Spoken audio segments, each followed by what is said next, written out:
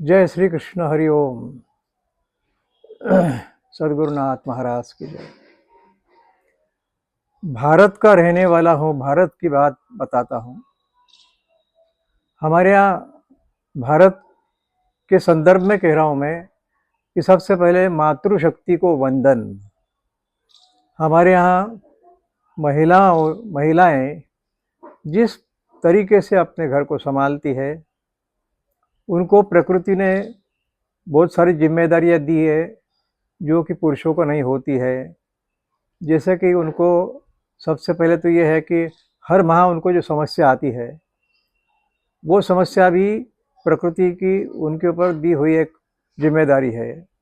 उसके बाद फिर जब डिलीवरी होती है तो डिलीवरी की भी कई बार डिलीवरी में कुछ महिलाओं की मृत्यु तक हो जाती है, लेकिन उसके बाद भी डिलीवरी को भी उनको झेलना पड़ता है और खुशी खुशी झेलती है। डिलीवरी के बाद भी बच्चे का लालन पालन जो है वो भी जिम्मेदारी उनके ऊपर ही है, पुरुष के ऊपर नहीं है।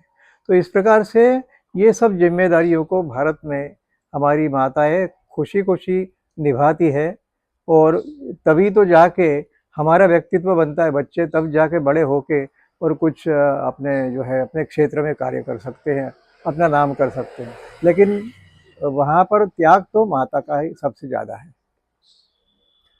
तो इसलिए मेरा कहना ये है कि मैंने शुरू में कहा था कि मातृशक्ति को वंदन। तो माताओं के लिए अब आप देखें कि मैं अभी यहाँ इंदौर में मैं अभी स्टेज सिंगिंग के कार्यक्रम करता हूँ। तो स्टेज सिंगिंग में अब यहाँ पर अभी फ़िलहाल जितने ग्रुप, मेरे ख्याल से 100 के करीब ग्रुप हो सकते हैं, म्यूज़िकल ग्रुप। लेकिन अभी अभी मेरे देखते देखते मैंने देखा कि महिलाएं ऑर्गेनाइज़र बन रही है। सिंगिंग तो करती है, लेकिन महिलाएं ऑर्गेनाइज़र बन रही, इतनी अच्छी तरह से कार्यक्रम को ऑर्गेनाइज करती है।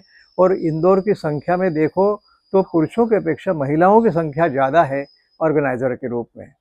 और कार्यक्रम भी देखे मैंने जाता है उसमें, तो बहुत अच्छी तरह से वो इस प्रकार से ऑर्गेनाइज करती है।